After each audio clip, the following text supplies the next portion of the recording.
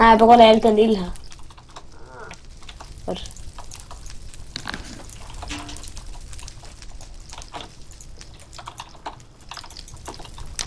Vi prøver en hund til dig ind til hans hus. Ja. Selvom det forsvinder. Forsvinder det ikke?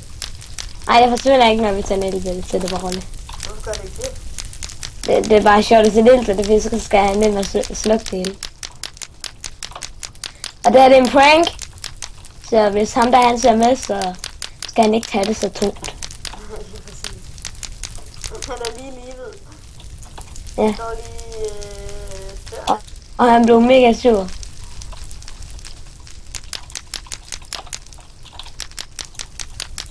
Vores problem er bare lige nu, at der er sne.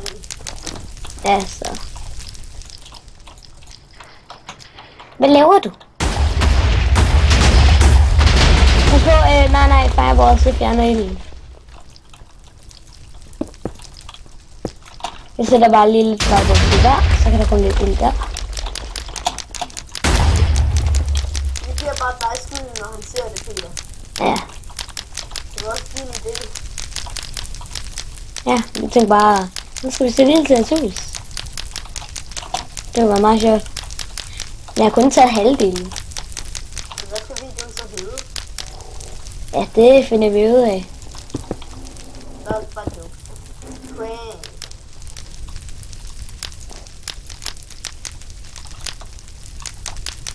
How to prank. Synes det er den bedste prank ever. Ej, det er det ikke. Det var en joke.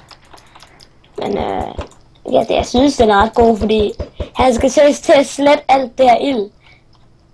Prøv lige at gå lidt op og så kigge ned. Du kan bare se. Du har formet en det er næsten et rumskib. Hvad mener du? Du har formet en som et rumskib.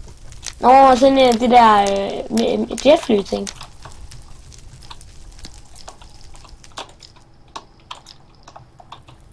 Ja, det kan man godt sige.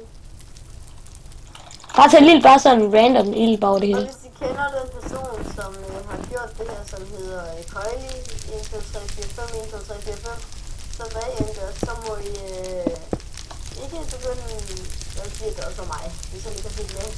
Jeg må helst ikke sige, at det var os, hvis I kender ham, og hvis I ser med. Eller, Han ved det mig. ja, det finder han nok på i ved. Men Okay. alligevel, Du skal bare lade være med at sige noget. Fordi jeg ved, at han bliver mega sur for mig. Ikke særlig sur, hvis det er altså dig.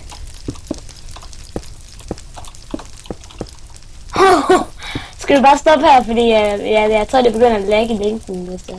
ja, det